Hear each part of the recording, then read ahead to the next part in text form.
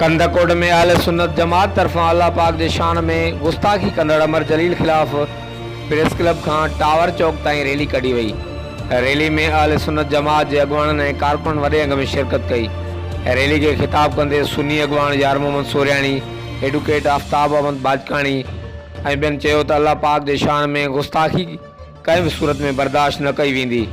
अमर जलील अल्लाह पाक जे शान में गुस्ताखी करे आलम इंसानियत जी दिल आज़ारी कई आहे। आख़िर में रैली में शरीक अॻुवाणनि ऐं कारकुन मुतालबो कयो त अमर जलील खे गिरफ़्तार करे उनखे मौत जी सज़ा ॾिनी वञे। हर वक़्तु आगारण लाइ ॾिसंदा रहो JTN न्यूज़।